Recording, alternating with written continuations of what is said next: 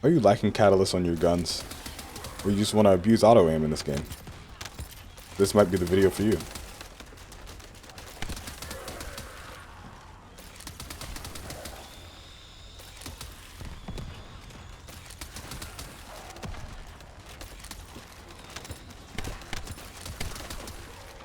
You might be thinking, hey, he doesn't have a skin. He's not committed to the cause. I just want the hoodie. Nexon, give me the hoodie.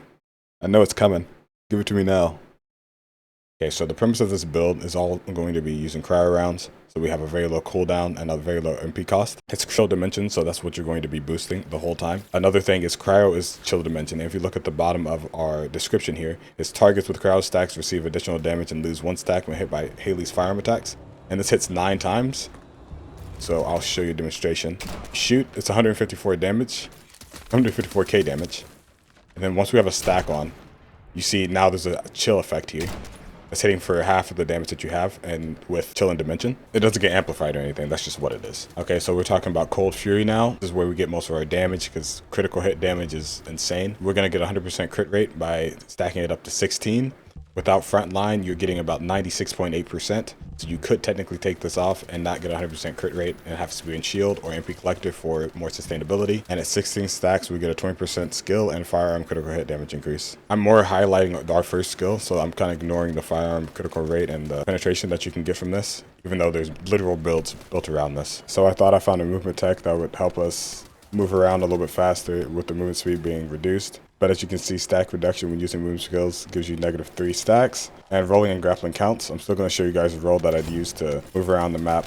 You can start off like this. Basically, as soon as her foot hits the ground, you're able to press it again. And if you mess up, you're probably doing it too fast, not too slow. So you can kind of traverse a map pretty fast like this. But as I said before, you'll be losing stacks, so you see.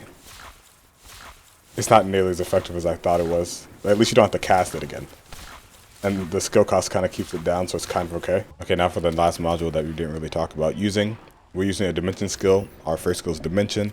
So naturally, we're going to get 20% more cooldown. And as you can see right now, it is 2.1 cooldown. But once I start shooting, our one becomes 0.8 seconds cooldown, and we have 90% cooldown. So as long as you're spamming it, you have max cooldown. Anyone that doesn't have enough module capacity because they're not level 20 yet, I would just take off front lines. That 3% crit should not be too big of a deal. Everything else kind of feels the best in slot. The quality of life that the skill cost brings from maximized conservation makes it strongly superior to strong mentality, it feels like. So this is a pretty rigid module setup. I think it's important for you guys to know that it's a 12% damage loss with that skill, that negative skill power modifier that is on maximized conservation. What you're going to want on your reactors, chill and dimension, and then skill critical hit or whatever faction you're going to be fighting. Alternative to the faction, you could always have just chill, so then all your skills get boosted. I'll have a reactor like priority list as well. You can kind of gauge what you want. Skill cost is not really good because it only reduces the MP cost of your first ability by 1 and your fourth ability by 5. And that's a gold roll. For the external components, we're going to be using a Slayer set. We're going to have MP recovery out of combat and max MP on our auxiliary power. The sensors will have MP recovery in combat and max MP. The memory will have MP and defense. And the processor will have whatever on it, to be honest. The processor isn't as important. For reactor locations, it's either going to be defense line for impact rounds, which is actually where I'm farming in the video. And I farm here, which is Fortress Command, Entrance, Extermination. I don't know if anyone's actually better than this, but this is the one I was farming. If you are going for general rounds, you will be going for Aurora Forest. There's only 2 missions here, so I'm assuming you can probably figure out which one's better fairly fast. If you made it this far, I'm shamelessly plugging my bossing build. That's pretty tanky. You can do solos and publics. No one else is going to see it because I probably won't make a guide on it because there's so many already out. So, you know, shameless plug. I want to show you guys in Magisters Lab how it looks with the bunny. It is still like kind of a for fun build. It's not going to be like bunny competitive or anything like that, but it's something to play if you have the resources to use it. I'll either do this in spawn, I'll use Cold Fury in spawn, or immediately afterwards. This time I'm a little late, but it's fine. All of these are one shot without having that crit. Or one burst, actually, or one cast. One cast is how you would say it. As you can see there, it's choosing the like angle that you're, or FOV that you're aiming. So it doesn't matter if you switch sides afterwards. You'll still shoot in the same direction as long as it's the same cast.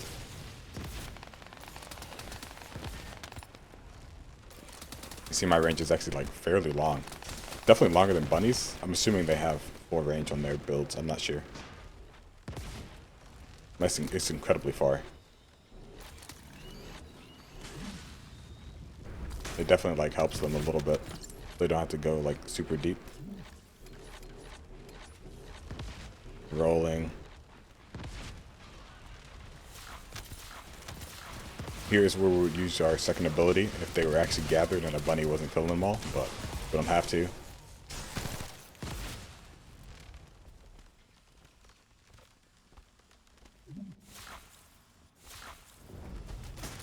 We also don't need the crit. So you can basically just roll into places without any issues.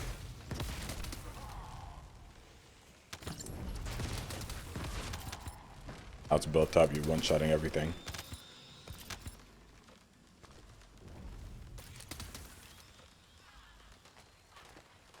I actually started getting on top of that rock there so you can kind of shoot everything at once.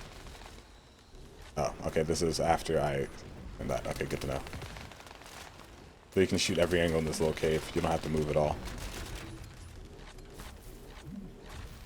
Same deal, I usually use our second ability to burst this. The base damage of it is good enough. You don't need crit on those to kill things. Use our fourth ability for mana against bosses. It's hit weak point and you get 50% mana back. Our second ability is just faster to use, so I typically just use it out. You can see our second ability is pretty close. We've been able to one-shot it. It's just slightly off. If I didn't have bunnies, I would also probably shoot all the orbs with our second ability as well. I don't know why that didn't crit. We have 16 stacks. There's no reason for it. I don't think dungeon bosses have resistance or anything. So I want to say that was a bug. It was a bug on like how many stacks I have, because that has happened a few times.